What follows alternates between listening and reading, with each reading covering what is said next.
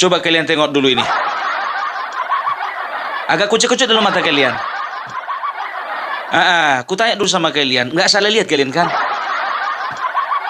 Sekarang gantian kalian nanya sama aku. Iya kan? Opung nggak salah lihat. Opung nggak salah masang foto. Ini dia. Aduh, Raffi Ahmad, kau ngapain di situ? Mau belajar lagu Pupu Papa? Ngapain kau situ belajar? Sini kau belajar. Aku masih ingat. Luar kepala aku ingat liriknya. Ganyang, ganyang, ganyang, fufu fafa. Ganyang, fufu faba sekarang juga. Ganyang, ganyang, ganyang, Firza Husein. Ganyang, Firza Husein sekarang juga. Jadi si Raffi Ahmad datang ke rumahnya si Rizik Syihab di Petamburan, Jakarta Pusat, ya. Katanya ingin berdiskusi. Masalah apa? Masalah pembinaan generasi muda. Memang betul generasi muda Islam, gak mungkin generasi muda Kristen. Kan begitu, ya kan? Sekarang begini Raffi, kau itu sekarang menjadi pejabat negara. Kau itu sebagai utusan khusus Bapak Presiden Prabowo yang membidangi generasi muda dan seni, bukan agama. Kalau kau anggap itu adalah sebuah langkah progresif, boleh, tapi jangan kejauhan. Udah terlalu jauh kau melangkah ke sana. Ini masukanku sebagai generasi muda. Aku bukan masalah itu. Masalahnya cobalah dulu. Kalau kau mau cari teman diskusi, masukanku sebagai generasi muda Indonesia, kau carilah orang-orang yang kadar toleransinya agak tinggi gitu loh. Nggak usah pun tinggi kali, agak tinggi. Jangan kayak gini, ini minim toleransi.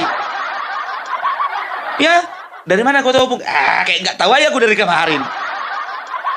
Carilah orang-orang yang lebih moderat, yang mengedepankan moderasi antar umat beragama, kerukunan antar umat beragama, cara menghormati orang yang berumat beragama lainnya. Itu cari.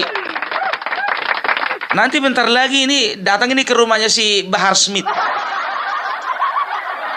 Mau ngapain? Diskusi lagi. Habis diskusi, belajar dia cara main pedang. Aduh, aku jujur aja ya, aku tidak akan pernah menyentuh atau menyinggol yang ada urusannya dengan agama, ya. Tapi begini, kelompok orang ini sekarang ini sudah mulai membelok-belokkan sejarah. Bendera merah putih, siapa yang memberikan instruksi kepada Bung Karno untuk membuat bendera merah putih sebagai bendera Indonesia? Itu adalah fatwa Al-Habib Idrus bin Salim Al-Jufri Palu Al-Khairat. Lambang negara Garuda, siapa yang buat? Al-Habib Asyarif Hamid Al-Gadri dari Pontianak, keluarga baginda Nabi Muhammad. Lagu 17 Agustus, Pramuka, lagu syukur, siapa yang buat? Al-Habib Husein Al-Mutahhar dari Semarang, duriyat baginda Nabi Muhammad. Jadi Anda jangan berpikir, habaib di Indonesia jasanya apa? Banyak, itu yang baru kecatat. Ya, coba bayangkan kalian, 17 Agustus katanya itu hasil daripada kakek-kakek mereka. Penetapan 17 Agustus sebagai hari kemerdekaan. Bendera merah putih juga hasil dari karya tangan kakek mereka. Coba bayangkan kalian, Monas itu diklaim adalah juga produk dari Yaman. Kakek mereka lah yang membangun Monas, namanya itu Muhammad Nasir. Makanya Monas itu singkatan dari Muhammad Nasir. Muhammad Nasir bin Smith katanya.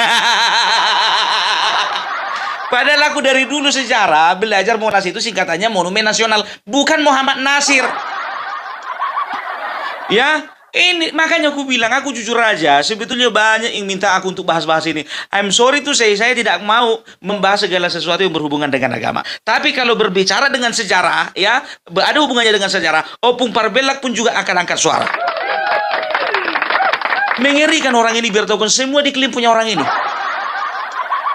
Pulau Jawa diklaim katanya milik Pulau Jawa itu adalah milik pendatang dari Yaman. Kau cuci dulu mulutmu itu baru dakwah kau kalau kayak gitu modelnya. Jangan membelok-belokkan sejarah, nggak boleh seperti itu, ya kan? Karena apa? Nanti pertentanganmu itu dalam sama Megawati Soekarno Putri.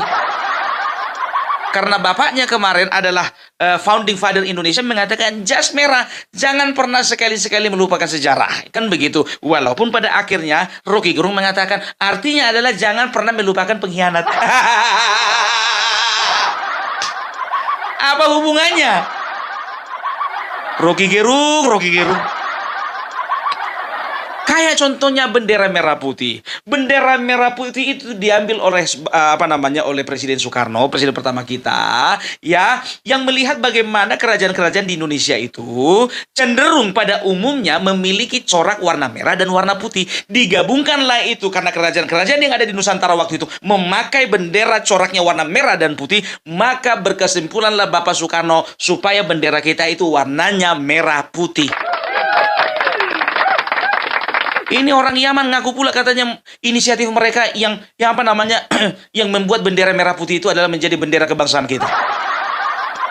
Lambang burung Garuda. Lambang burung Garuda pun juga katanya dari kakek moyang mereka. Bertanya sama Prof Anhar, ini banyak titipan dari peserta yang pulang, Prof. Karena tadi lama tanya jawab. Yang pertama, benarkah bendera merah putih itu konsepnya Habib Ali Kuitang? Yang kedua, benarkah kemerdekaan 17 Agustus itu perintah Habib Ali Kuitang? Dan yang ketiga, benarkah lambang burung Garuda karya Habib Hamid Al-Gadri? Jadi sementara ini titipan dari beberapa peserta yang sudah pulang. Mohon maaf moderator, dari masing-masing bagian kita tanyakan. Silakan Prof, terima kasih. Mohon maaf. Assalamualaikum warahmatullahi wabarakatuh. Monggo, Profesor, langsung. Iya. Pertanyaan ini sebenarnya pertanyaan yang sederhana jawabnya.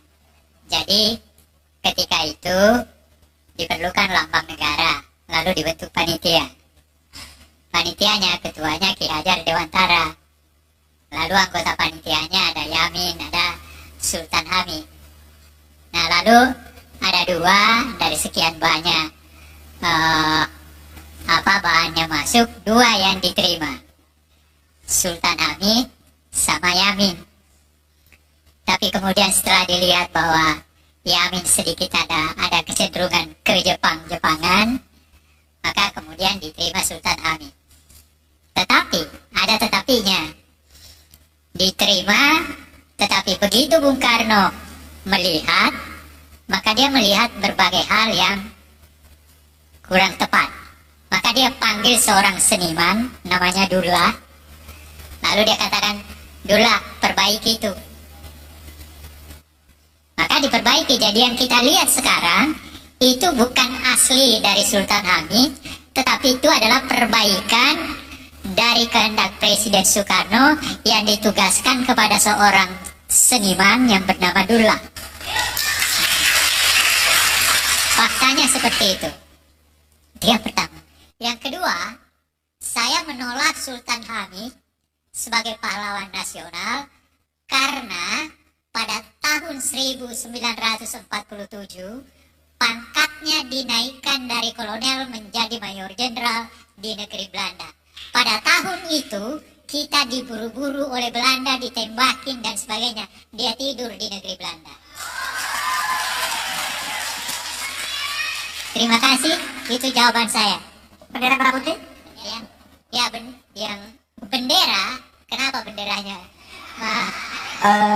Lambang burung Garuda. Lambang burung Garuda. Bendera merah putih konsep Habib Ali Kuitang. Nggak benar.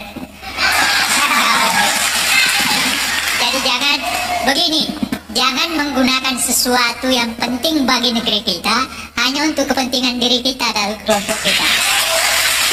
Yang ini, Prof, izin. Benarkah kemerdekaan 17 Agustus itu perintah Habib Ali Kuitang? Apakah kemerdekaan 17 Agustus? Enggak ada itu. Itu justru antara tanggal 15 sampai tanggal 16 terjadi persoalan di antara pemimpin kita. Itu menyebabkan maka pada tanggal 17 Agustus kemerdekaan itu diadakan. Dan itu adalah kemerdekaan bangsa. Belum ada negara. Besoknya baru ada negara, yaitu tanggal 18 Agustus. Seperti itu. Sekarang begini, kalau bicara tentang fakta sejarah, ada salah satu orang ya yang bernama Anhar Gonggong ya, yang berasal dari Pinrang Sulawesi Selatan. Jadi kalau bicara dengan sejarah, tanya beliau. Karena apa? Beliau adalah salah satu sejarawan terkemuka Indonesia. Dan banyak lembaga-lembaga dan juga ya pemerintah sudah berusaha ya untuk mengantisipasi pembelokan sejarah ini dengan mengundang beliau gitu loh ya. Jadi bisa dikatakan ya sudah dipatahkan dengan pernyataan-pernyataan beliau ya secara saintifik ya. Ya beliau itu lulusan UGM dan juga Belanda. Beliau belajar di Indonesia dan juga Belanda. Kalau bicara tentang sejarah, udah jangan, lebih bagus kalian tanya orang Belanda daripada orang Yaman.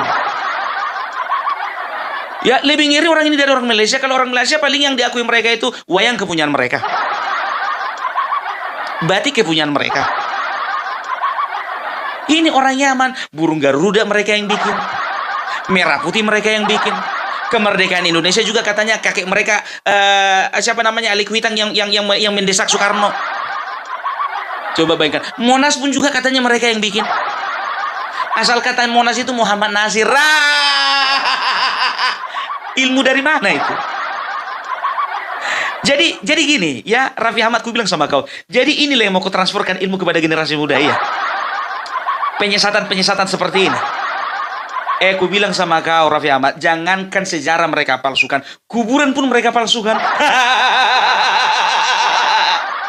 Yang heboh baru-baru ini di Mojokerto.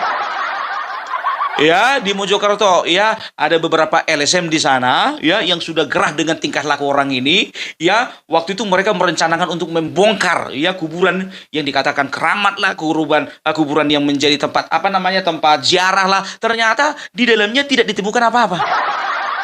Begitu mereka ingin membongkar kuburannya, nggak taunya kuburannya udah dicor. Untuk menutupi sesuatu ada sesuatu di dalamnya.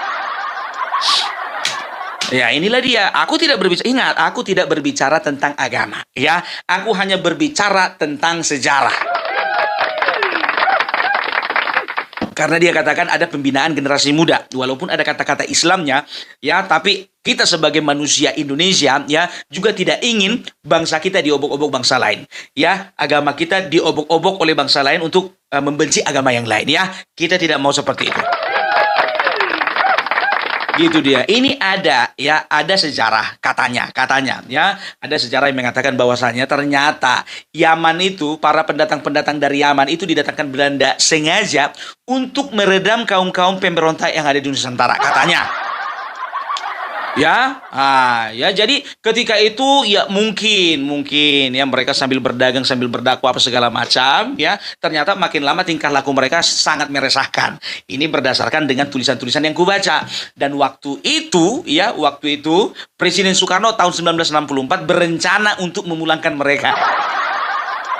Rencananya mau dipulangkan, biar tahu kalian. Tapi ada salah satu tokoh yang melarang Soekarno untuk mendeportasi mereka pulang ke negaranya ya. Ternyata ya sekaranglah kita lihatlah suka-suka mereka. Ya, aku nggak suka dengan yang namanya Rizik Syihab karena apa? Karena banyak sekali tindakan-tindakannya yang sangat menggores hati anak bangsa. Dia pernah katakan dalam satu orasi, "Kami majikan kalian." Ya. Kami adalah majikan kalian. Kami adalah pemilik bangsa. Kami adalah pemilik kedaulatan Indonesia. Apalagi yang datang ngomong, aku adalah majikanmu. Itu yang bikin aku marah. Kami majikan kalian. Jadi kami budak kalian. Gitu. Ya. Jadi seperti itu. Ya, kami orang Indonesia, budak kalian orang Yaman. Jadi maksudnya kalian pendatang, kami harus turut sama kalian. Gitu dia. Ya, mereka katakan, kami sangat berjasa terhadap bangsa ini. Kampret. Berjasa. Makanya aku bilang ya, ini banyak ulama-ulama dan juga pendakwa-pendakwa yang moderat ya, yang betul-betul berpikir bagaimana supaya bangsa ini jangan rusak oleh satu oknum ya. Ini sudah mulai menyuarakan gitu loh ya, bahwasanya jangan percaya dengan pembelokan-pembelokan sejarah. Nah, sekarang Raffi Ahmad,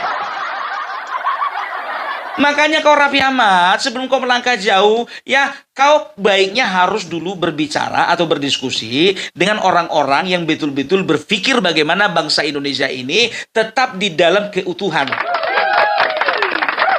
Gitu. Kok langsung ke sana kau? Siapa yang nyuruh kau ke sana? Aduh, ini sangat disayangkan ini ya, sangat disayangkan ya. Harusnya dia sebagai seorang pejabat, harusnya bisa melihat, ya kan? Ini orang track recordnya bagaimana? Di penjara berapa kali? Dilaporkan berapa kali? Ada kasus lagi? Cemana si Raffi Ahmad ini? Lebih bagus kau panggil aku. Aku nggak pernah terlibat dengan aku nggak pernah dipanggil lalu lari ke Harap. Aku nggak pernah juga membawa massa di Monas. Aku nggak pernah menggeruduk KPKP. Nggak pernah. Aduh, apalagi kan harusnya tahu dia bahwasanya dia pernah mendirikan sebuah organisasi yang ternyata dilarang oleh pemerintah. Walaupun dia bikin lagi organisasi baru ya dengan nama yang baru tapi singkatannya singkatan yang lama. Ku bilang sama kau, Raffi Ahmad, sedangkan Bapak Prabowo sampai sekarang jaga jarak sama dia. Kau malah mendekat-dekat. Rusak kau. Aku takut ini kawan ini si Raffi Ahmad ini, ya kan? Memang iya uangnya banyak. Terkenal. Kan begitu. Ya, tapi apa namanya? Pertimbangan-pertimbangan ideologinya ini dipertanyakan ini. Kematangan ideologi kawan ini dipertanyakan ini kalau seperti itu. Jujurlah, sedangkan Kementerian Agama, ya, Menteri Agama pun juga sekarang sedang bekerja keras untuk berusaha ya mengantisipasi pembelokan sejarah. Nah, ini kau malah gabung sama mereka. Kacau.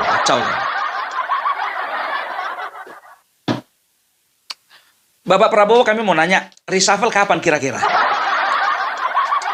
Bolehlah Pak masuk dalam satu daftar Pak. Kalau memang nggak mau mengundurkan diri ya kira-kira ya bisalah Pak di reshuffle lah.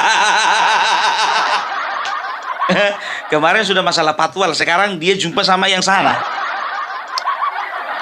Aduh, kalau kayak model si Rizik Sihab ini jujur aja gue bilang, ya kan agak susah berubah ini. Iya kan, agak melemah dia karena udah tua aja. Ya, jadi kalau menurutku Raffi Ahmad ya untuk kedepannya kau bikin dulu klarifikasi, bilang aja nggak sengaja jumpa. Mana bisa Bung, dia sudah bikin statement. Ya kalau kau masih ingin menjadi pejabat negara, bilang aja hilaf.